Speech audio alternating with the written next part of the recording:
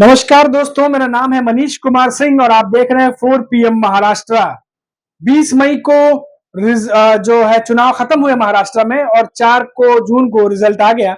और महाराष्ट्र की राजनीति में जो कुछ भी दावे किए जा रहे थे और एग्जिट पोल आ रहे थे, सबकी धज्जियां उड़ाते हुए महाराष्ट्र की राजनीति में जो रिजल्ट आया है, देश की राजनीति में जो रिजल्ट आया है, वो अब आपके सामने है। हालांकि हमारा जो एग्जिट पोल कह रहा था, जो हम रिपोर्ट लगातार दिखा रहे थे महाराष्ट्र की पृष्ठभूमि से, उससे जो है बहुत ज्यादा 90% मिलता जुलता रिजल्ट आया है। और अब ब्रेकिंग न्यूज आ रही है मुंबई और महाराष्ट्र से, और वो ब्रेकिंग न्यूज क्या है मैं आपको बता देता हूं। महाराष्ट्र के उप मुख्यमंत्री और बीजेपी के बहुत बड़े नेता देवेंद्र फडणवीस ने जो है इस्तीफे की पेशकश कर दी है और कहा है कि बड़े नेताओं से कि अब उन्हें छुट्टी करिए और उन्हें जो है मुक्त करिए इस पद से। और जो भी महाराष्ट्र में रिजल्ट आया है, जो गति हुई है बीजेपी की, जो हालत खराब हुई है, इसकी पूरी जिम्मेदारी जो है देवेंद्र फडणवीस अपने ऊपर लेते दिखाई दे रहे हैं। और इसी के साथ साथ इस्तीफे की पेशकश भी कर दी गई है देवेंद्र फडणवीस की तरफ से। ये पूरे देश में चुनाव के बाद जब रिजल्ट आया है, तो ये पहला बड़ा मामला है जहां पर बीजेपी के एक बड़े नेता ने जो है वो इस्तीफे की पेशकश कर दी है।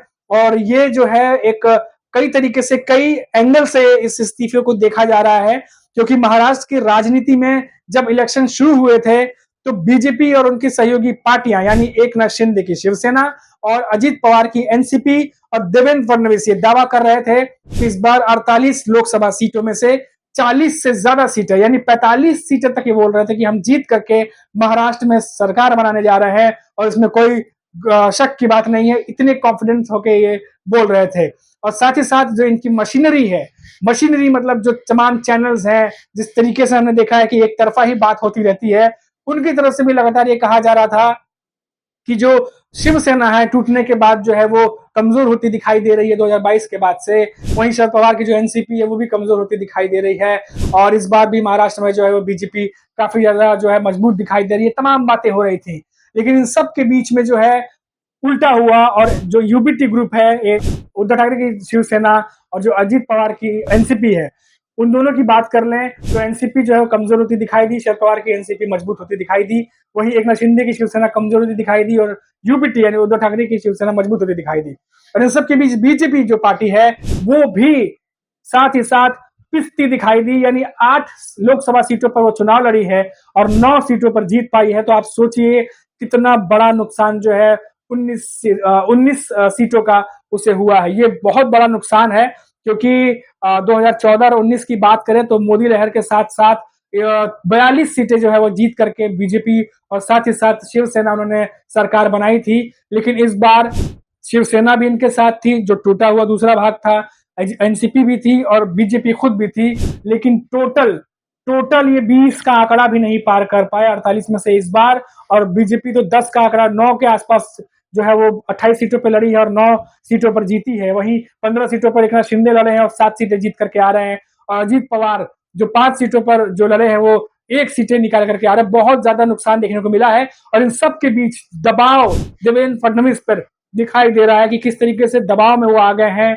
और जो कुछ भी बातें हो रही थी, इतना ज्यादा खुद से इतना ज्यादा लंबा माइलस्टोन सेट कर दिया था, 400 पार और 48 में से 45 सीटें पार, इसको क्रॉस करना बहुत मुश्किल दिखाई दे रहा था। लेकिन जिस कॉन्फिडेंस से बातें हो रही थी और तमाम न्यूज चैनल्स और पब्लिकेशंस खबर को दिखा रहे थे, कहीं ना कहीं चैनल्स देखने वालों के जहन में भी ये बात आने लगी थी कि बीजेपी बहुत मजबूत है और 45 जो है वो पार कर जाएगी। लेकिन ग्राउंड रियलिटी कुछ और थी जो हम देख पा रहे थे और लगातार अपने दर्शकों को दिखा रहे थे कि महाराष्ट्र में सब कुछ वैसा नहीं है जो चैनल्स पे आप देख रहे हैं, बल्कि रियलिटी उससे बिल्कुल अलग दिखाई दे रही है। और हम लगातार उन खबरों को, उन रिपोर्ट्स को आपको दिखाते रहे हैं। अब बात जो मौजूदा स्थिति की मैं करूं तो ये सिचुएशन बन गई है कि बीजेपी के बड़े बड़े नेता दबाव में है। और उसी में से दिखाई दिया है देवेंद्र फडणवीस, जो कि सीएम रह चुके हैं महाराष्ट्र के, और सरकार उन्होंने बनाई थी बीजेपी की। और 2019 में जब उद्धव ठाकरे की सरकार बनी, उसके बाद भी देवेंद्र फडणवीस लगातार एक्टिव रहे और उन्हें भी कई बार कहा गया कि जो पार्टियां टूटी वो उसके जिम्मेदार हैं। और 2022 में फिर से सरकार बनी बीजेपी की और उनके सहयोगी दल शिवसेना और जो अजित पवार की एनसीपी है, और इसमें देवेंद्र फडणवीस फिर से बड़ी भूमिका निभाते दिखाई दिए और उप मुख्यमंत्री बन करके जो है वो उभरे। और तीनों, एकनाथ शिंदे सीएम बने, देवेंद्र फडणवीस उप मुख्यमंत्री, अजित पवार उप मुख्यमंत्री, ये तीनों ने सरकार चलाई। लेकिन 2 साल बीतते बीतते हालत आप देखिए 2024 के लोकसभा इलेक्शन में महाराष्ट्र में बीजेपी भी बहुत भारी नुकसान से गुजरी है। एकनाथ शिंदे की शिवसेना भी भारी नुकसान से गुजर रही है और अजीत पवार बड़ी मुश्किल से वो खाता खोल पाए हैं। तो ये सब इन पूरे सिनेरियो को देखते हुए जो सिचुएशन बनी है, ऐसा लग रहा है कि तीनों के साख पर जो है वो कहीं ना कहीं बट्टा लगा है। और एक बहुत बड़ा जो कह सकते हैं कि जो करंट की लड़ाई थी, जो साख की लड़ाई थी, कि इस बार अगर ये जीत जाते हैं तो इनकी साख एक अलग लेवल पे चली जाएगी, लेकिन वहीं अगर ये तीनों हार जाते हैं तो फिर बहुत ज्यादा नुकसान पॉलिटिकल करियर के हिसाब से भी देखने को मिल सकता है।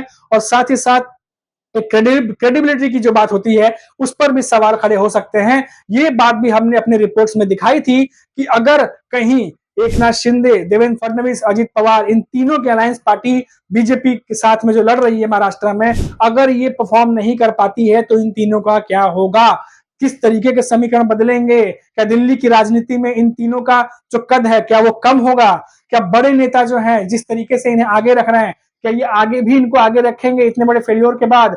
बहुत सारी चीजें हमने ये बातें कही थी और आप देखिए कि अब वैसा ही होता दिखाई दे रहा है। जैसा कि मैंने बोला कि देवेंद्र फडणवीस जो है उन्होंने ऑलरेडी इस्तीफे की पेशकश कर दी है, जो कि बहुत बड़ी ब्रेकिंग न्यूज है मुंबई से। और अब तमाम न्यूज पब्लिकेशन में अब ये सुर्खियां भी बनने लगा है। वो इस्तीफे की पेशकश कर रहे हैं, जो खुद कहा करते थे कि महाराष्ट्र में जो है एनडीए अलायंस बीजेपी जो है वो 45 पार करेगी और सरकार बनाएगी। लेकिन आप देखिए रियलिटी क्या हुआ कि अब इस्तीफा देना पड़ रहा है। वहीं अगर हम बात करें, ऐसा ही दबाव अजीत पवार और एकनाथ शिंदे पर भी है। हालांकि एकनाथ शिंदे कल मिठाई बांट रहे थे जब उनके बेटे श्रीकांत शिंदे कल्याण से जीते और कुछ उनके मंत्री जीत करके आए। लेकिन आप देखिए कि 15 सीटों के करीब वो लड़ रहे थे और 7 सीटें ही उनके हाथ लगी हैं। हालांकि देखा जाए तो ये उनके लिए भी बहुत, क्योंकि इतनी सीटें वो निकाल पाए, हालांकि उम्मीद उतनी भी नहीं लगाई जा रही थी, लेकिन 7 सीटें फिर भी वो निकाल के ले गए हैं, उनके लिए भी एक उपलब्धि है। तभी वो मिठाई वगैरह सब हमने देखा कल वो बांट रहे थे। लेकिन इससे एनडीए अलायंस को कुछ ज्यादा फायदा होता दिखाई नहीं दे रहा है और उन पर भी दबाव की राजनीति लगातार बनी हुई है। उन पर भी दबाव दिखाई दे रहा है कि किस तरीके से दबाव में जो है वो चल रहे हैं। हमने कई जगह देखा एकनाथ शिंदे जो है वो सेलिब्रेट करते हुए भी दिखाई दिए। हालांकि वो 7 सीटें निकाले हैं, उनके लिए भी उपलब्धि ही है, क्योंकि इतनी सीटें वो जीत करके लाएंगे इसकी उम्मीद किसी ने नहीं की थी। क्योंकि जिस तरीके से लहर चल रही थी उद्धव ठाकरे की, जो हमने देखा, और हालांकि जो बीजेपी और एनडीए दावा कर रही थी उससे तो बिल्कुल उलट ही हम सिनेरियो देख रहे थे, उसकी रिपोर्ट भी लगातार दिखा रहे थे। लेकिन अब महाराष्ट्र की राजनीति में करंट सिचुएशन ये है कि अभी भी उद्धव ठाकरे और शरद पवार रुकने का नाम नहीं ले रहे। और ऐसी खबर है कि बहुत सारे जो अपोजिट एनडीए अलायंस से कई सारे जो पार्टी के नेता हैं वो उद्धव ठाकरे और शरद पवार के टच में है। और इतना ही नहीं, शरद पवार के जो फोन है वो उठ के अब उनका कॉल जो है वो शुरू हो चुका है। हमने खबर मिली है कि बहुत पार्टी के नेताओं से उनकी बातचीत लगातार चल रही है। और अब महाराष्ट्र में सरकार बनाने से लेकर दिल्ली में इंडिया गठबंधन की सरकार कैसे बने उस पर ये दोनों दिग्गज नेता जो है वो काम कर रहे हैं। और इसके अपोजिट देखा जाए तो महाराष्ट्र की राजनीति में बीजेपी की हालत ये हो गई है कि बड़े बड़े नेताओं को अब इस्तीफा देना पड़ रहा है। अब देखना होगा कि इतनी बड़ी हार के बाद, हालांकि देवेंद्र फडणवीस ने जिम्मेदारी अपने ऊपर लेते हुए इस्तीफे की पेशकश कर दी है और हो सकता है कि उनका इस्तीफा इस तक भी हो जाए, लेकिन ये तो आने वाला वक्त ही बताएगा। लेकिन इसके अलावा क्या अजीत पवार भी ऐसा करने वाले हैं, और क्या सबसे बड़ी बात जो महाराष्ट्र के सीएम है एकनाथ शिंदे, क्या उनकी तरफ से भी ऐसा कुछ होने वाला है, क्या वो इस्तीफे की पेशकश करने वाले हैं, ये अब देखने वाली बात होगी। या इस इस्तीफे की पेशकश पर जो देवेंद्र फडणवीस ने की है इस पर इन दोनों का, यानी सीएम शिंदे का और अजित पवार का क्या रिएक्शन होता है, ये बहुत ही देखना दिलचस्प होगा। क्योंकि इतनी बड़ी हार के बाद अगर देवेंद्र फडणवीस अपने ऊपर सारी चीजें लेते हैं तो मौलिकता के आधार पर, नैतिकता के आधार पर जो है जो अलायंस पार्टी है उनका भी ये जिम्मेदारी बनती है कि इतने बड़े हार के बाद वो भी जो जिम्मेदारी है वो उठाएं अपने कंधों पर, क्योंकि साथ लड़े थे और जीतते तो साथ जीतते और हारे भी हैं तो साथ हारे हैं, इसलिए जिम्मेदारी तो उन्हें भी लेनी होगी। और देखना होगा कि आगे क्या कुछ उनके सामने से रिएक्शन निकल कर सामने आता है। आप कमेंट बॉक्स में बताइए कि ये तमाम बातों पर जो मैंने आपको बताई हैं, साथ ही साथ महाराष्ट्र की राजनीति पे जो करंट सिनेरियो बना हुआ है इस पर आप क्या सोचते हैं। तब तक के लिए मुझे इजाजत दीजिए और देखते रहिए आप 4 PM महाराष्ट्र। नमस्कार।